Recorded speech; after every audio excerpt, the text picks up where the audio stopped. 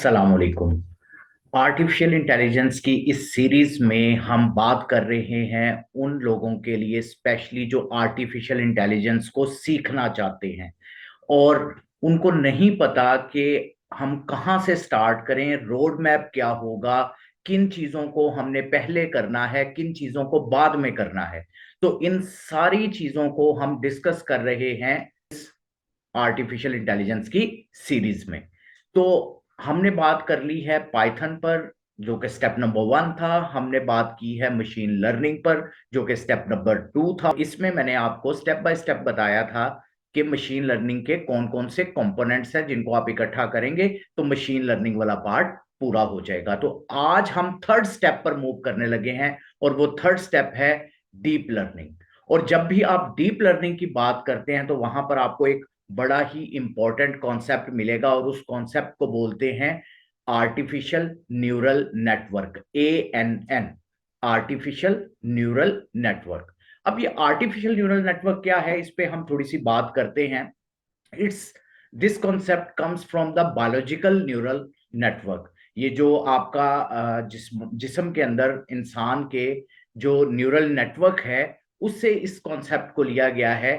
और हम जिस तरह हमारी बॉडी में न्यूरॉन्स होते हैं, जो हमारे ब्रेन का स्मॉलेस्ट सेल है, वहीं से इस कॉन्सेप्ट को लिया गया है। जिस तरह फॉर एग्जांपल आपके बॉडी के हर हिस्से में न्यूरॉन्स मौजूद हैं। आप किसी गर्म चीज को जब टच करते हैं तो उसकी जो हॉटनेस है वो आपके न्यूरॉन्स के जरिए एज एन इनपुट जो है आपकी बॉडी में एंटर होती है। वो इंफॉर्मेशन में से कुछ रिलेशनशिप्स फाइंड आउट करते हैं और वो रिलेशनशिप्स फाइंड आउट करके वो न्यूरॉन्स जो हैं वो उस इंफॉर्मेशन को आपकी बॉडी तक, बॉडी के ब्रेन तक पहुंचाते हैं। और ब्रेन जो है वो फिर कुछ ना कुछ जो है इंस्ट्रक्शंस जारी करता है और बॉडी को बताता है कि अब उसने क्या रिएक्शन देना है। तो सिमिलर कॉन्सेप्ट जो है वो आर्टिफिशियल न्यूरल नेटवर्क में यूज किया गया है। तो आर्टिफिशियल न्यूरल नेटवर्क की प्रेजेंटेशनल डायग्राम जो है वो यहां मैं आपके साथ अभी कंप्यूटर स्क्रीन शेयर करता हूं। तो वहां पर हम इसको डिस्कस करते हैं कि ये किस तरह से दिखता है और इसकी वर्किंग कैसे होती है।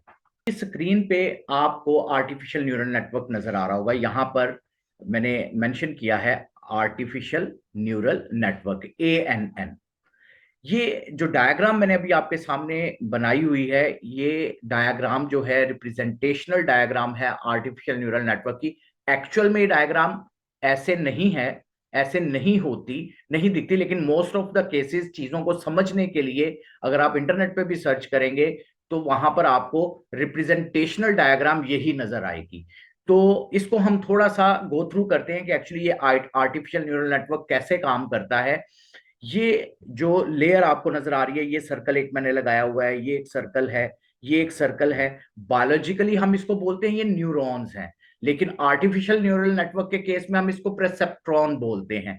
तो आप प्रेसेप्ट्रॉन बोल लें इसको या फिर आप इसको न्यूरॉन्स बोल लें, बात एक ही है।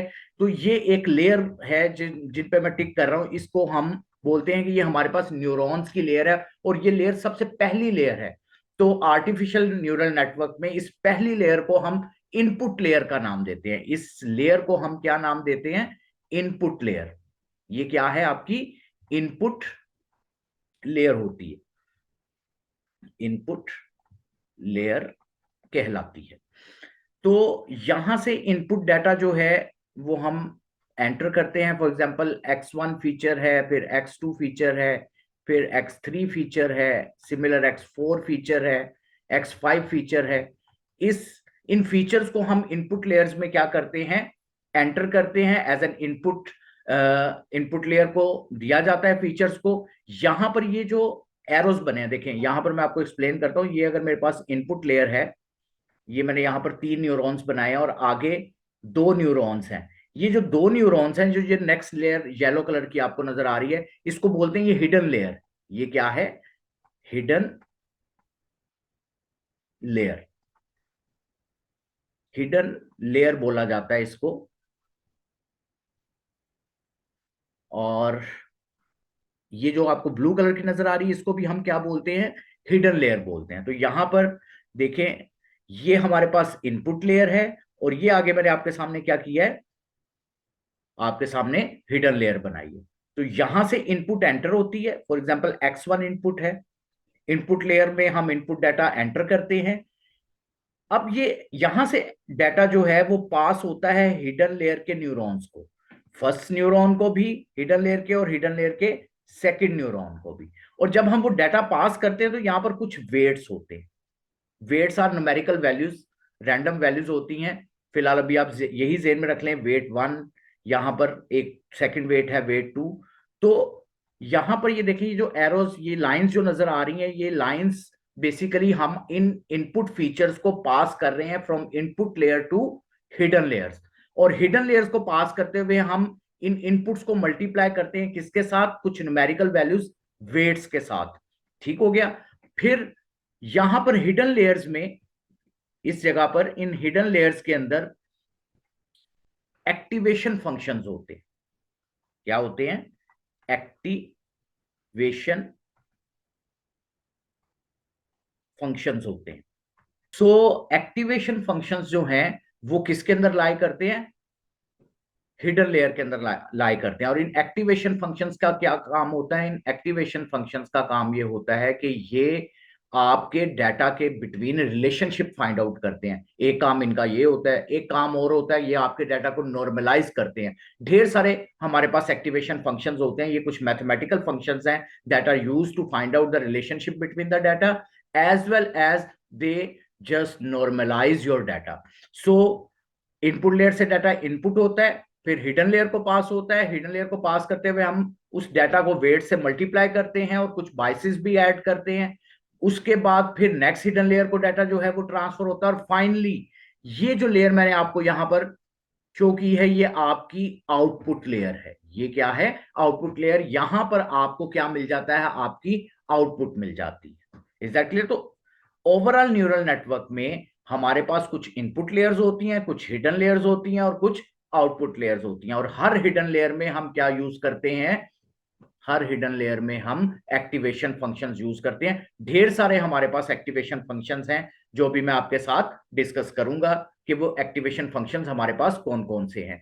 फिर यहां पर जब हमारे पास आउटपुट आ जाती है, जो प्रिडिक्टेड आउटपुट होती है, उसको यूजुअली हम वाई हैट से प्रेजेंट करते हैं। और एक आउटपुट हमारे पास डाटा में एक्चुअल आउटपुट होती है, एक हमारे पास क्या होती है? एक्चुअल आउटपुट होती है। और इन दोनों का डिफरेंस लेने के बाद हमें क्या मिलता है? लॉस मिलता है। इनके डिफरेंस से हमें क्या मिलता है? लॉस मिलता है कि हमारी एक्चुअल आउटपुट और प्रिडिक्टेड आउटपुट में कितना डिफरेंस है। अगर आपको समझ नहीं आ रही तो घबराने वाली बात नहीं है इसमें। सिर्फ मैं आपको एक ओवरव्यू, एक जनरल आइडिया दे रहा हूं कि आर्टिफिशियल न्यूरल नेटवर्क में होता क्या है। इनपुट लेयर्स होती हैं, हिडन लेयर्स होती हैं, एक्टिवेशन फंक्शंस होते हैं, फिर हमारे पास कुछ प्रेडिक्शंस आती हैं। उन प्रेडिक्शंस को कंपेयर करते हैं हम अपनी एक्चुअल आउटपुट के साथ, तो हमें लॉस मिलता है। फिर कुछ लॉस कैलकुलेट करने के हमारे पास डिफरेंट लॉस फंक्शंस हैं, अभी मैं उनके नाम भी आपके साथ डिस्कस करूंगा। और जब ये लॉस आ जाता है तो फिर हम यहां पर वापस से इस प्रोसेस को शुरू करते हैं। इसको हम बोलते हैं बैकवर्ड प्रोपेगेशन।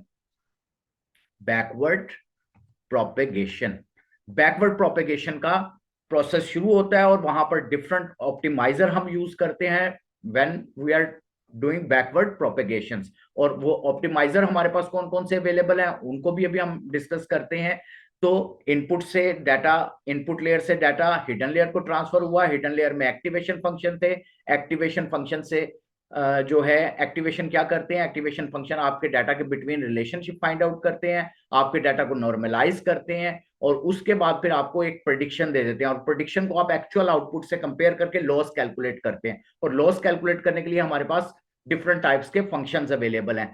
फिर बैकवर्ड प्रोपेगेशन स्टार्ट होती है, और ड्यूरिंग बैकवर्ड प्रोपेगेशन हम डिफरेंट किस्म के ऑप्टिमाइजर्स यूज करते हैं। Optimizers are nothing but some mathematical functions. So backward propagation में हम क्या करते हैं? अपने वेट्स को अपडेट करते हैं। ये वेट्स को क्या करते हैं? अपडेट करते हैं।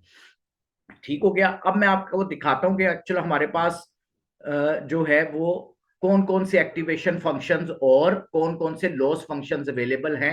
यहां पर देखें, डिफरेंट जो हैं वो लॉस फंक्शंस और एक्टिवेशन फंक्शंस मैं आपके सामने लिखे हैं। एक्टिवेशन फंक्शन सिग्मोइड है, हाइपर टेंजेंट है, रेल्यू है, लीकी रेल्यू है, पी रेल्यू है, ई एल यू आपके पास एक्टिवेशन फंक्शन है, सॉफ्ट मैक्स एक्टिवेशन फंक्शन है, स्विस फंक्शन है।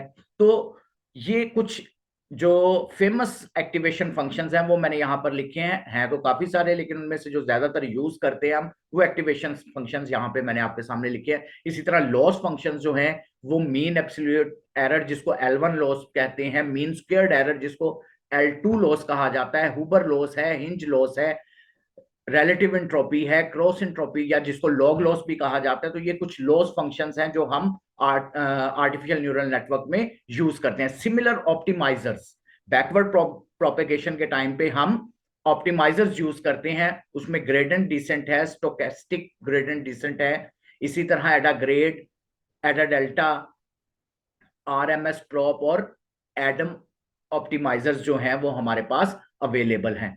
तो ये ओवरऑल कॉन्सेप्ट है, ये ओवरऑल वो चीजें हैं जो आपने आर्टिफिशियल न्यूरल नेटवर्क को पढ़ते हुए सीखनी है। तो होप सो कि आपको मेरी बात समझ आ गई होगी।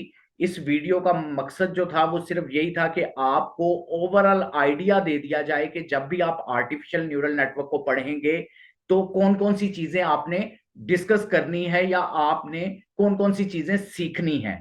तो नेक्स्ट वीडियो में इंशाल्लाह हम बात करेंगे नेचुरल लैंग्वेज प्रोसेसिंग, जो कि हमारा आर्टिफिशियल इंटेलिजेंस को सीखने का नेक्स्ट स्टेप है। और एक बड़ी इंपॉर्टेंट बात मैं आपको यहां पर बता दूं कि ये आर्टिफिशियल न्यूरल नेटवर्क बेस है आपकी आजकल की मॉडर्न आर्टिफिशियल इंटेलिजेंस की। आपके जितने भी लेटेस्ट जो एल्गोरिथम्स हैं, चाहे वो कंप्यूटर विजन से हैं, चाहे वो नेचुरल लैंग्वेज प्रोसेसिंग जिसको आप जनरेटिव एआई या चैट जीपीटी आजकल बोल रहे हैं, उसकी बेस पे आपको क्या नजर आएगा? Artificial neural network. इंशाल्लाह अब आपसे मुलाकात होगी नेक्स्ट वीडियो में।